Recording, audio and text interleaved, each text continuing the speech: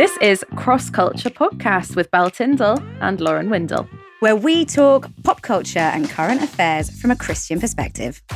Well, hello. Hi, Lauren. Hello, hello. It is a bit of a dreary day here in London. How's it looking in Bristol? Is it? Do you know what? Bristol's okay. It's grey, but it's dry. I'll take it. Yeah, could be worse. It could be so much worse. But anyway, we've got a shiny, bright and sunny new episode of Cross Culture to offer to the people. We do. In this week, the week that includes the International Day of Happiness, we are bringing you some happy things. What's the Day of Happiness? It's on Thursday, 20th. Is it? Yeah, so tomorrow, when this is launched, it will be tomorrow. Yeah. Oh, everyone. I hope you all take that really seriously and do all the things that make you happy. What would you do? I'm going to have 2 biscuits with my tea. Is that an excess for you? That's okay, unusual. Don't biscuit portion shame me. What are you? Are you a 2 biscuit huge? Minimum, yeah. Oh, okay. I want as many biscuits as it'll take for me to drain my tea. That's where I'm at. Oh gosh. All right. No, I'm a 2 biscuit treat kind of gal. All right, good. Well, you enjoy that tomorrow. I hope it brings you all that happiness in the world. It will as well. It really will. What are we talking about? What you've been reading? What you've been watching? What you've been listening to? Tell me how this week's been. This week has been so good. And actually, I've been complaining recently that, I don't have time to watch this or read that. I'm so busy. And I think the moment I learned that was a lie, I was telling to myself and others, is when about 10 days ago, Married at First Sight Australia started, and I've just managed to carve out the time to watch every single episode. It's funny how suddenly an hour and 20 minutes daily doesn't feel like such a commitment. No, it doesn't feel like a And then you get to Friday and you're like, there's not even an episode today. We're gutted. What am I going to do with all my free time? What am I supposed to do in this hour and 20 minutes I've carved out daily to consume this stuff? So yeah, where I was a bit like, and I really, I'm one of those just douchebags that prides themselves. Have you watched this? No, I haven't had time. It's on my list for when I just get a minute spare. Oh, I'm the person who asks, have you watched this? Because I've watched it all already. That's me. Yeah, and I'm like, maybe one day in another life. But then it comes to Married at First Sight, and I plow through. We know from, I think we spoke about Married at First Sight, the UK version. Yeah, we spoke about the UK version. Episode 1, season 1. It was the way we kicked things off. We've come full circle because now, we watched and spoke about the UK version, and I think it's safe to say that the UK version of Married at First Sight walks and the Australian version runs. I think that's fair to say. That is the best explanation of the relationship between the 2 series. Married at First Sight Australia is elite reality TV. It's the best I've ever seen.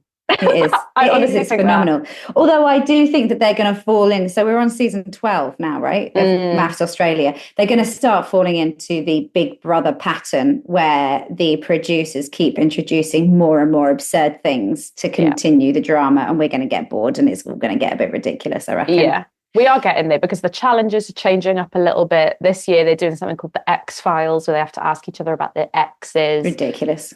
And I used to think this was true because the difference with Married at First Sight as opposed to something like Love Island is that they say that all of the curveballs they throw in these couples is for the good of the relationship.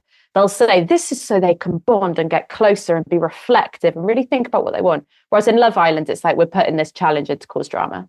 Yes, but I do not see how asking each other about the best things about your exes is actually in any way going to truly help this relationship. That's just purely for drama. So I'm believing them less and less when they say this with every season. I mean, I can't think of anything really that asks for more trouble than physically describe your ex-boyfriend to me.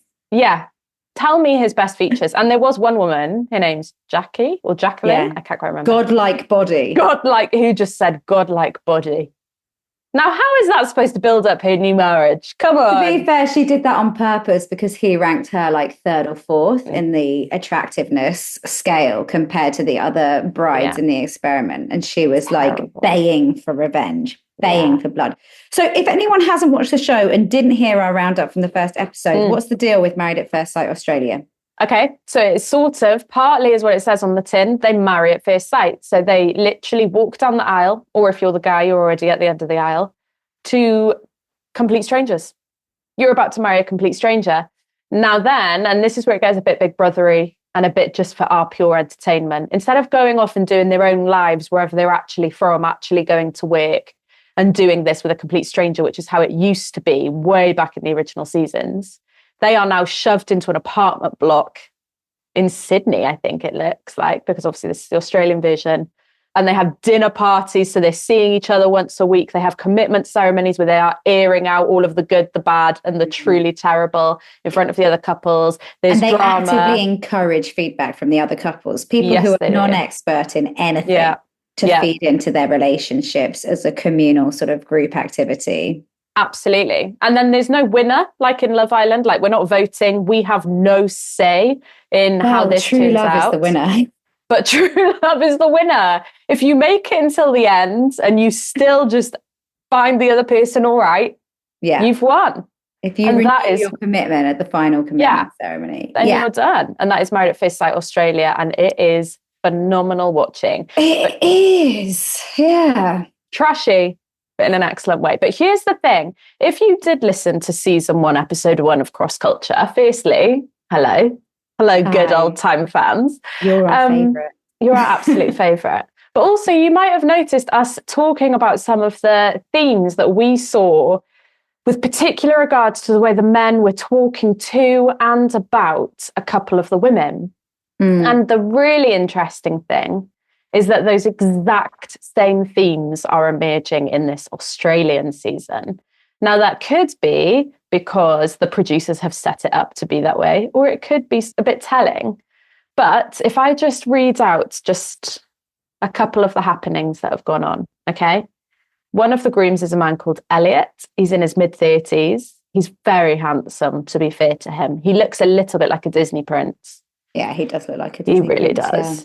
But he left. He's already gone. He left mid-honeymoon, just 2 days into the experiment, because he wanted, and I've taken all of these as exact quotes from him, a natural librarian vibe of a beautiful woman who adheres to traditional gender roles, who wants 3 or 4 children, who's non-materialistic, non-Kardashian-like, and is around the age of 25.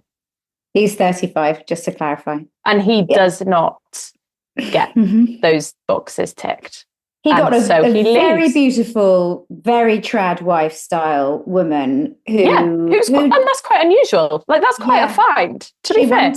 She wanted to cater to him. She wanted to cook and clean. She wanted to be the housekeeper. She wanted to be the person who raised the kids. Absolutely. She was 37, so she was 2 years older than him. He didn't like that. And she only wanted 1 child. And he cited that as a big reason. Also, the fact that she had matching luggage made her Kardashian. He did not like that. Matching luggage is a no-go for our Elliot, I would say. That is up there on his ick list, because he was fuming about the matching luggage. And he literally, it's like he couldn't get past it. It's like he'd just seen that she had a dead body in his suitcase. I think Elliot got less heat than he should have done and would have done in previous seasons, because there was a groom who was worse. There's a groom who was worse. Oh, our old Tim.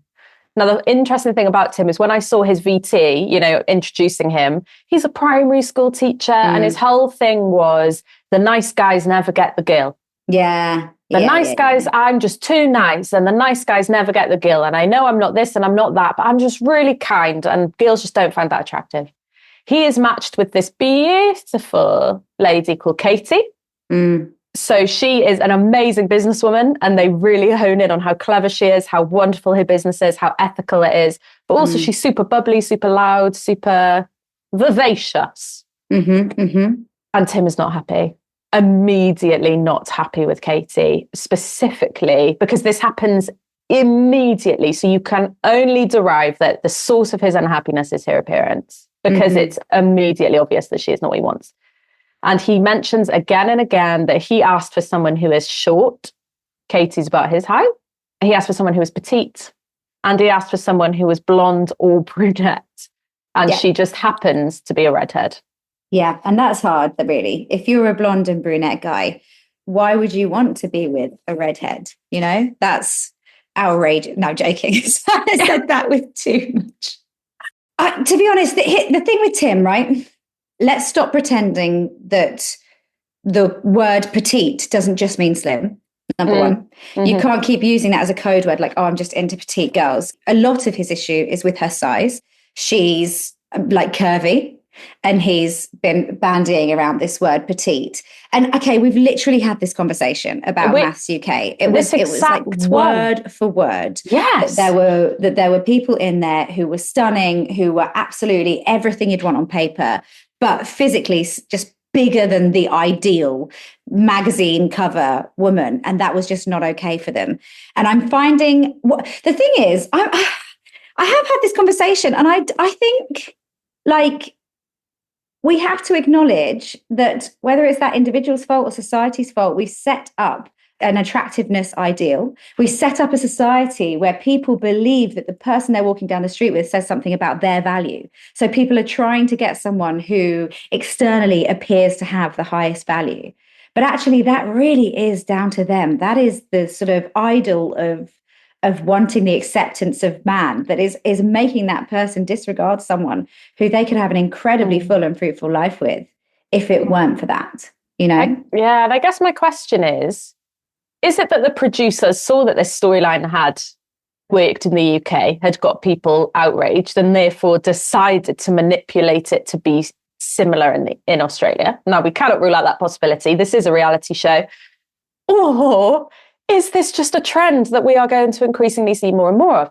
Elliot himself, who is the first groom we spoke about, who lasted 2 days into the honeymoon, he himself said that because of social media, he is seeing the faces of more women, I think he says in a year, than previous generations met in their entire lives.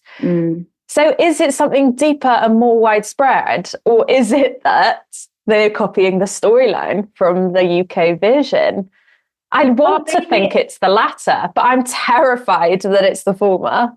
I don't know. I think it's hard because we haven't seen all of Tim's application stuff, but before he met his bride, right, it was very clear. He said, like, oh, looks fade, you know, I don't really have a type. And then as soon as he saw her, he was like, that's not my type.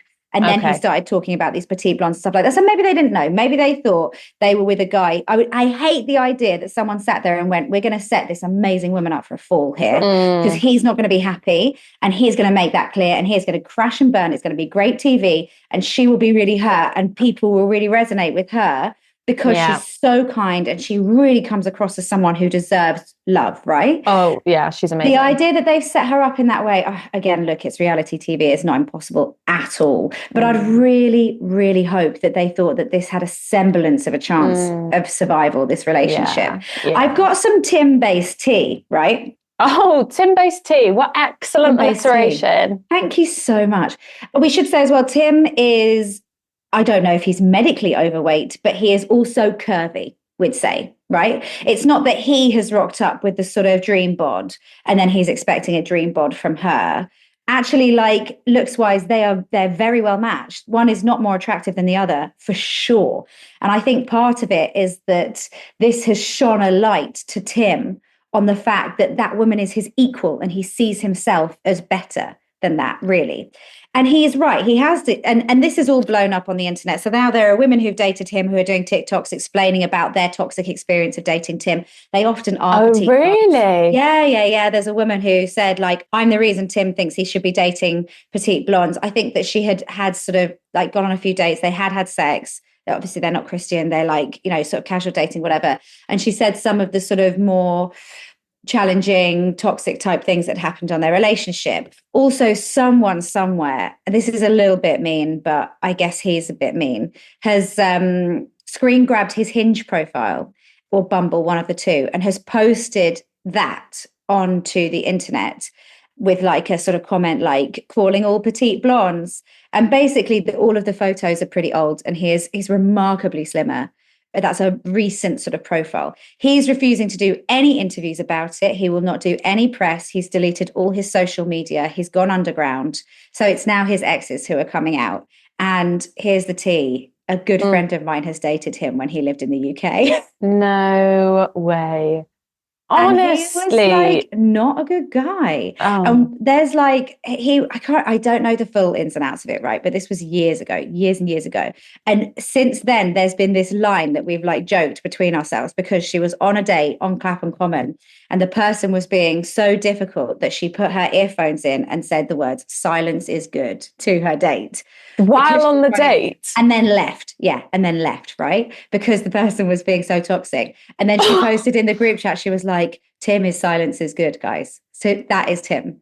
So hang on. He was talking to her and what he was saying was so unpleasant that she kind of put her headphones in and said a wittier, if you don't have anything nice to say, don't say anything at all. Exactly. And I haven't dug deeper to find out exactly what he was saying. I mean, it doesn't matter. It was like years ago. Do you know what I mean? Yeah, She's like well happily married now and hasn't thought about it for ages. Oh my goodness. How did she feel when she saw a guy that she went, if I saw a guy that I'd went on a date with pop up on Married at First Sight UK, I'd be shocked. Yeah. If I saw him pop up on the Australian version, I don't even know what I'd do. I'd fall off whatever I'm sitting on for sure.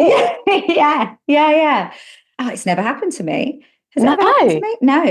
No. I did go on a date with a guy who was on Emmerdale once. Yeah. See, I knew you had something.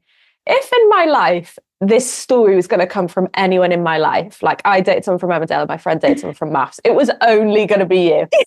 You are, without a doubt, my most linked up friend. No, just your most ridiculous. So there we go. So look, Tim's got a form for not being brilliant company on dates. Tim. Then he's posting out-of-date pictures. He must have known that he was going to get a lot of backlash. He's been pretty gaslighted. I think the hardest thing to watch was when he was like, I just don't feel you've put in any effort. And we've seen him systematically shut her down, ignore her, sit there in silence, refuse to engage. And it just, I really hope that she has been offered the appropriate counselling to restore the truth of that situation, that she offered a wonderful dating experience to somebody who was not mature enough to see her for who she was. I agree. Katie, we love you. We do. We love you, Katie. This links very well and unexpectedly so to a book that I've been reading and banging on about for a couple of weeks now. All right. So I started reading this book. It's by Shaun Fay. So she is in her mid-30s. She's in the UK. She's UK based. She's actually from Bristol, but is in London. I know, love that. But is in London at the moment. She is a agony aunt columnist for Vogue. Oh, hello. I'm listening. Up there. She is up there. She's also a trans woman. And so her first book is called The Transgender Project. It went down incredibly well, was best-selling. And that meant that her second book, called Love in Exile, was really hotly anticipated, right? I've read it. And it's I'm really making the assumption excellent. this isn't a Christian book. Is that correct? This is absolutely not a Christian book. Got but it. I am aware this is a podcast, so I will describe this cover to you. But Lauren, look at this cover. Oh, I've seen that actually. Yeah. Yeah, exactly. Lovely. You've seen it and you've noticed it, right? It. For our listeners, it's like matte pink, what my boyfriend would call Dorchester pink, I think. Yeah. Isn't he fancy? He's such a pink connoisseur. So his whole house is like this colour pink. He loves it. I know. Like and Barbie. Then it's super minimalist and it's just got bright red writing on it. And honestly, I bought that in the Waterstones by Clapham Junction. And I was walking around with it because I didn't have any room to put it in my bag. And people were like checking it out. People were it was actually drawing people's eyes on the street. Okay. I know. Wow. I felt like I had like a really nice new outfit on. I didn't, but I had a cool book in my hand. Anyway. So this book is all about both professionally and personally how she has noticed an absolute dating crisis. Love in Exile. So personally, as a trans woman, she's always found dating particularly hard. She's always felt like it's something that will just never be for her. But also, as Vogue's agony aunt, she's surveying the land and being like, hang on a minute, we're going through somewhat of a crisis. So it's a really interesting book anyway. But what I wasn't expecting was that her final chapter is called Agape, and it's all about God. Hello. I know. So she says herself that she was absolutely not intending to put the subject of God in this book, because why would she? She's writing a book about dating and romance. But she noticed that secularism is a huge part of why dating is so toxic at the moment. I know. How interesting is that? So she says that love is designed to have a spiritual element to it. And that when you take that spiritual element out of romance, out of love, out of dating, romance is prone to become an incredibly selfish beast. Wow. I know. And so I think the evidence of that, I think like literally is probably most acutely found for myself in myself. I'm like, yeah, do you know what? I see that. But also just thinking about MAFS, is that not just absolute proof of Sean's argument?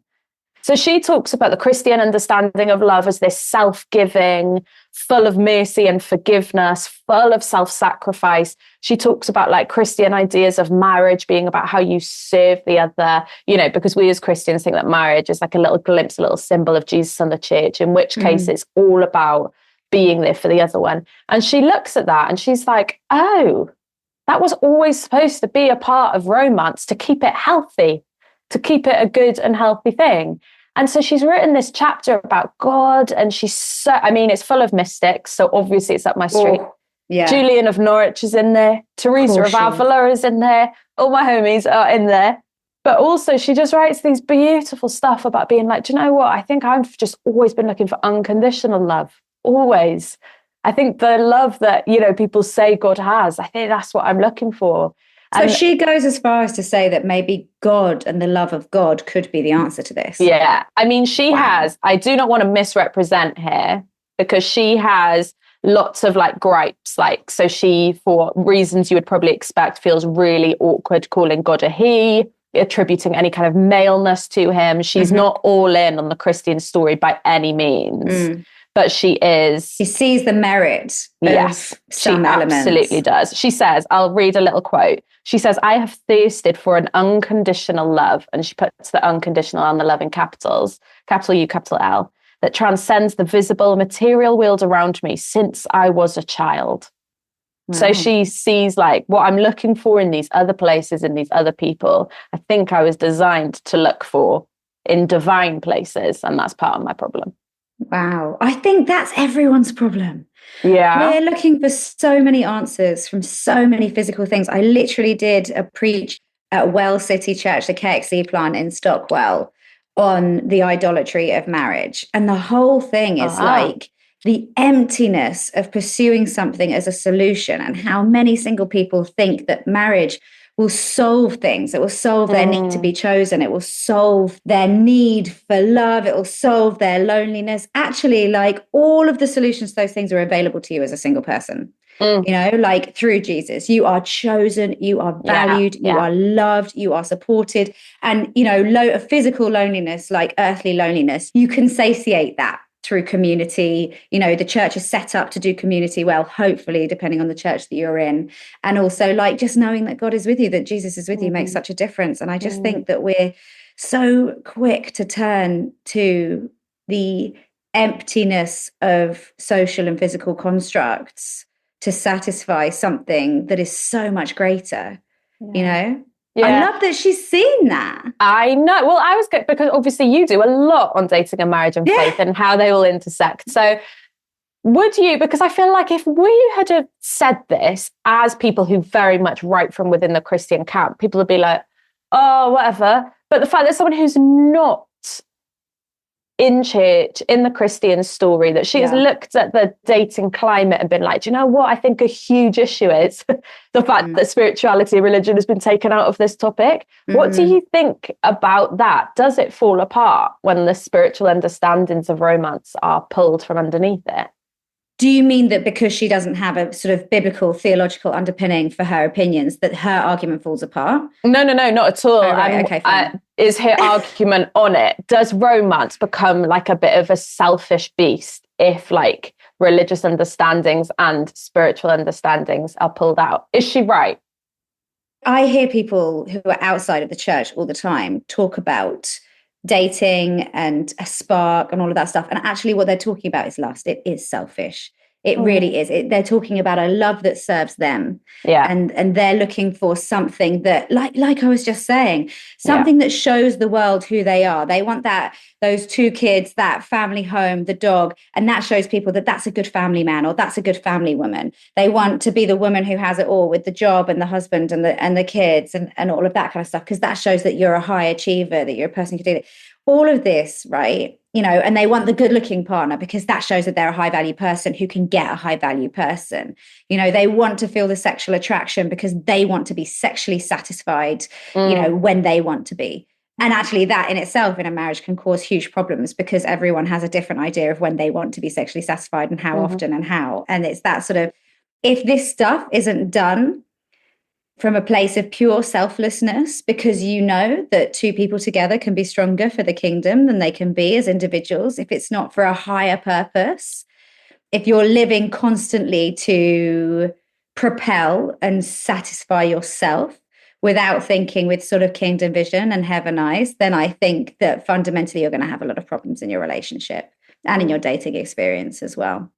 I think it's really hard to get there, though. I don't think I am. You're probably not. I think that that's not and come and join the 50% of us Christians who've nailed this. I think who do this well. It's probably 3% who have that level of God-focused attention that actually they're able to not sweat the small stuff. They're able to meet in the middle. They're able to prayerfully move forwards with their dating relationships. It's a small number, but it's worth fighting for. It's worth working towards and building that muscle, because it will change. Or it'll change your relationship with yourself, your relationship with God, and that will seep into your relationships externally. Yeah, totally.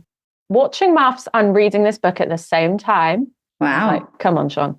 Yes. I love that. Also, do you know what I find? Trans writers often are only invited to write about the trans experience. And that's very helpful. And I read Detransition Baby, which was a fictional book written by a trans woman.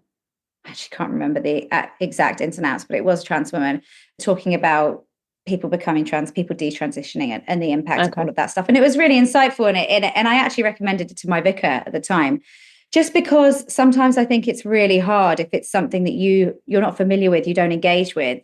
It's hard to feel the sort of personal elements around it and to really relate to people on a human level. And I was like, I think that book did it really well for me. Yeah. But this woman's obviously a very talented writer who's got things to say about other topics. So let's hear it. It doesn't just have to. I get that the first book was on the trans experience, but there's more out there. So yeah, it's a good book. I recommend it. And that last chapter, I sometimes think as well that the best writers about Christianity tend to not be Christians. Not in every sense. I obviously wouldn't want somebody who's not a Christian to write a Christian book.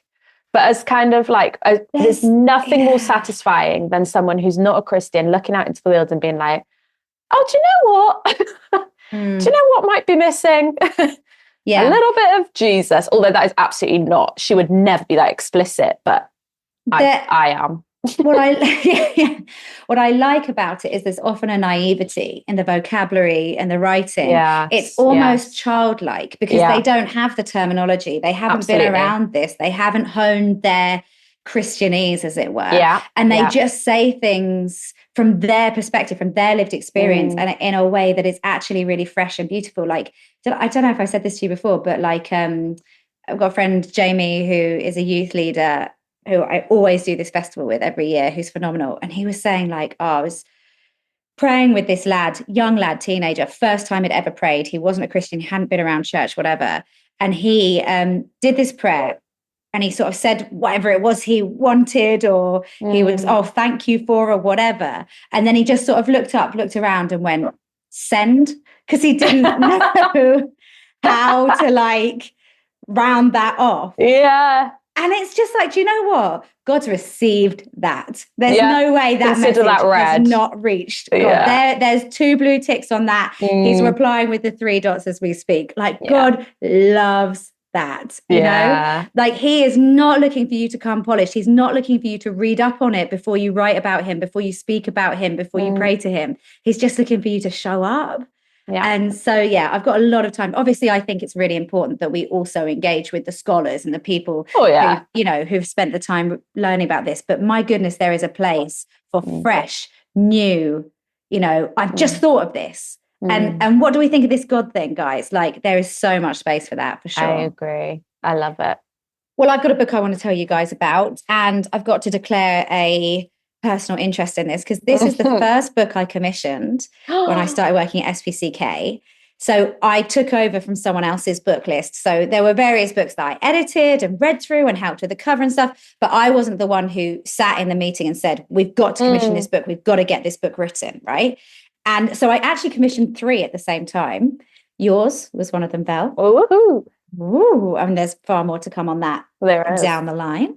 But this is, and then Rachel Newham, Beloved is Where We Begin, which is coming out autumn this year. And then this one, which is out on Thursday, which is Normal Imperfect Heroes by Bishop James Greer and his wife Liz, who is at St. Mellitus. And it's like a biblical exploration, but that makes it sound academic, and it's not. It's really readable. It's like, I was going to say it's our level, but you've got a PhD, so it's my level.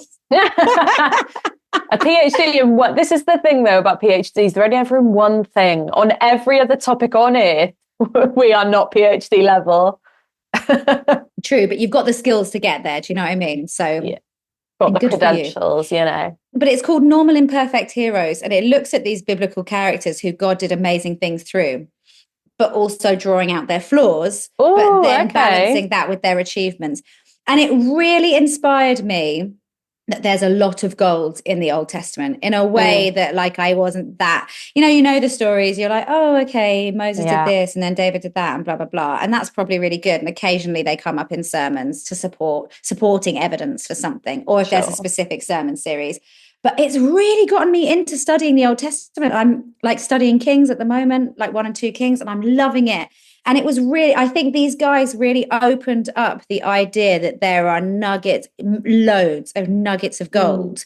If you look at the lives of some of these key characters and you break them down a little bit.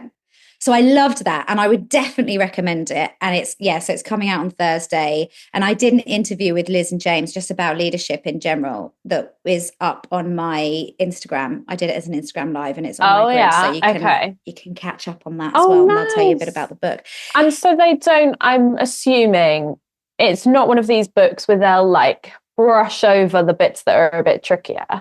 No. It sounds like baked into it is a whole heap of like, we're going to go there. Yes. And we're going to do it well.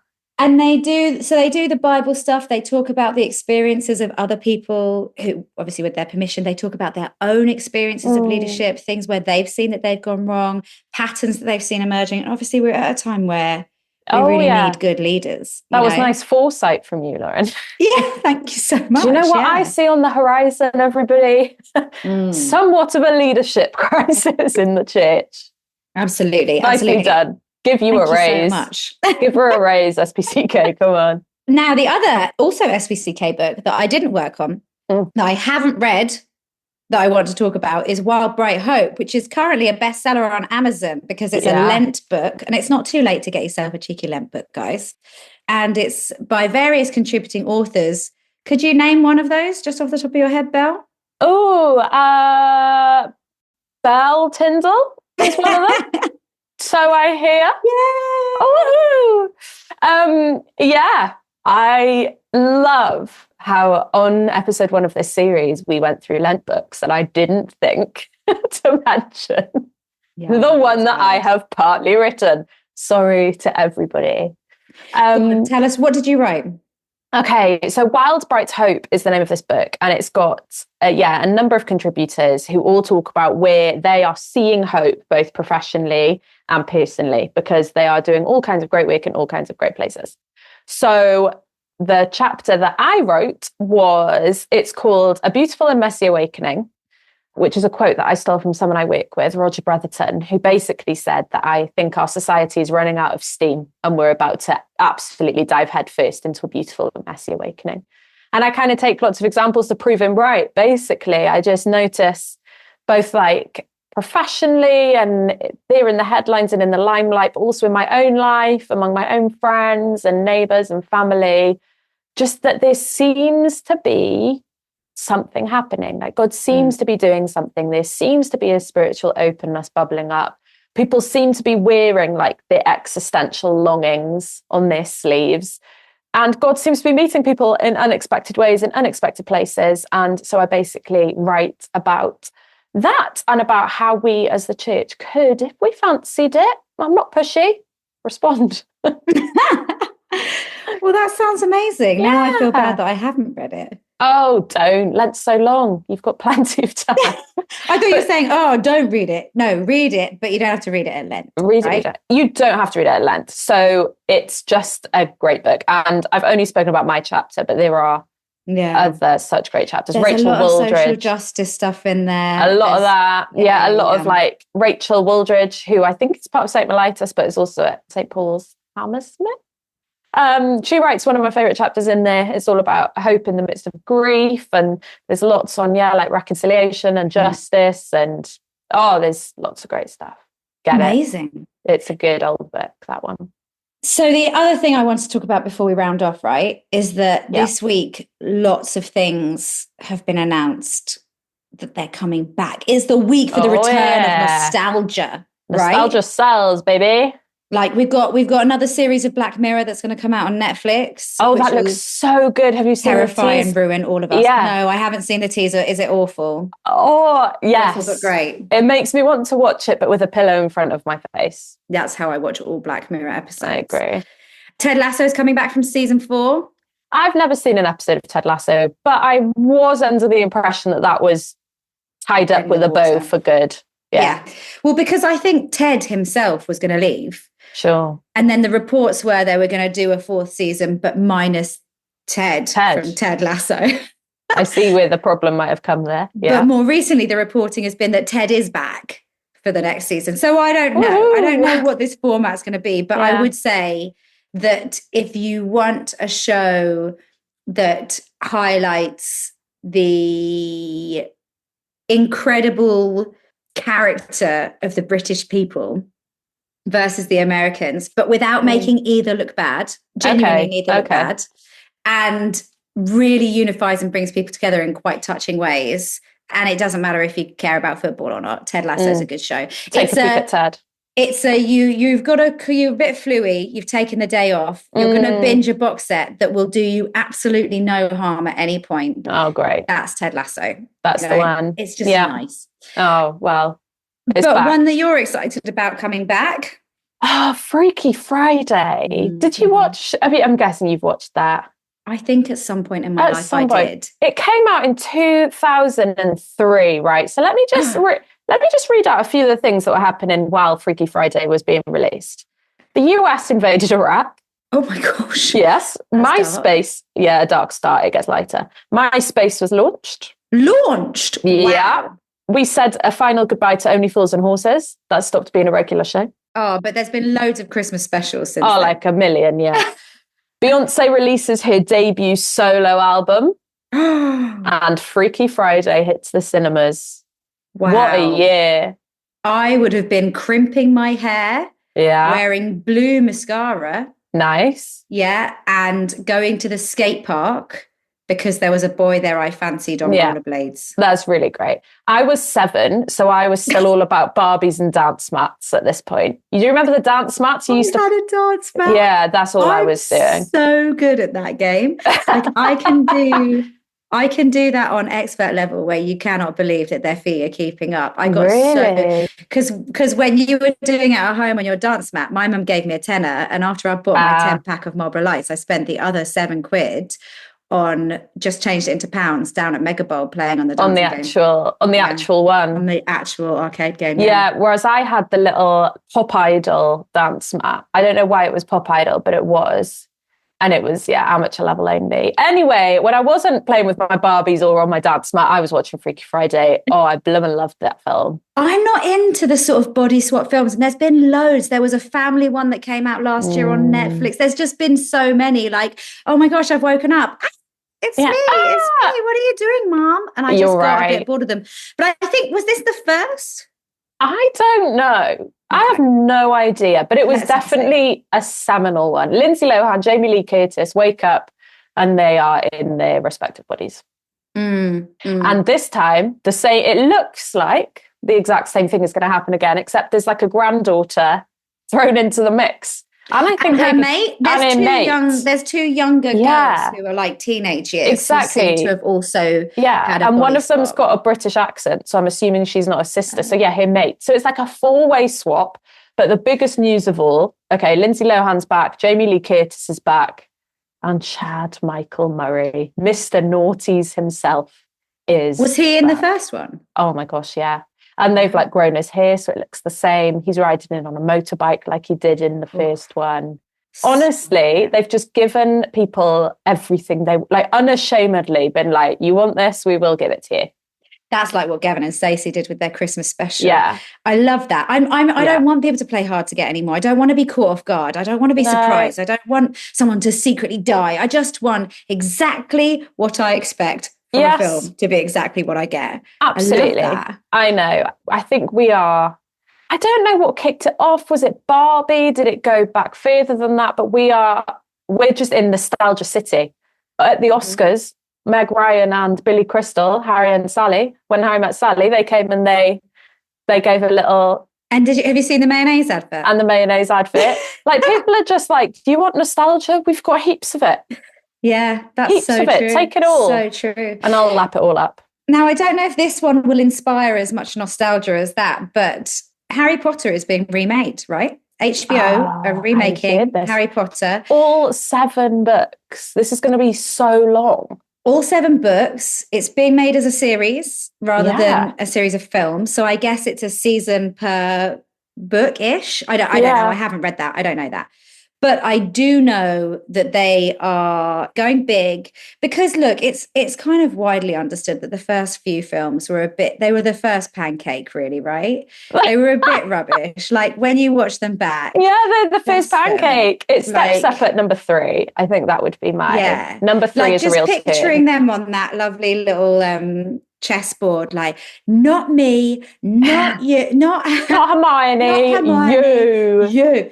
No, there has to be another way. And you're like, wow, okay. You're right. You know, like, it was a bit rubbish, but it's okay. They really grew in their acting skills and it was magical and stuff. Although I do always, when I watch the first one, think it's ridiculous that they're dressed in these wizardry clothes. And then by like the third one, they're dressed in like normal clothes. Just proper regular clothes. Just like, what's going on with that, you know? Yeah, you're right. The thing is, it's a kids film. It's a pure out and out kids film, number 1 and number 2.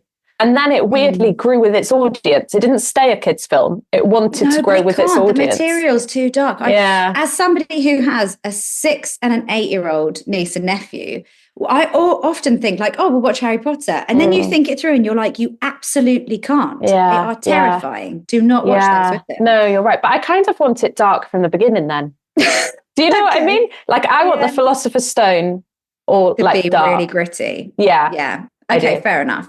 Well, look, we've got some rumours about who is going to be the cast for this new one. My favourite is that Mrs. Dursley is rumoured to be played by Phoebe Waller-Bridge. Shut up. What a rogue. That's our Fleabag. But she's got that pomp. She's she can channel that. She can turn it up. Yeah, because she's a posh girl pretending she's not. Yeah, exactly. She absolutely is. Yeah, exactly. Okay. Oh, I think I do know one. Isn't Cillian Murphy rumoured to be Voldemort? Yeah, there's potential for that. Kit Harington is being tipped to play Harry's godfather, who turns into a Sirius Black. Sirius Black, thank you. Nice. That's not bad casting. I think that's pretty good. Are we in danger of just casting people who look like the actor who played the original thing?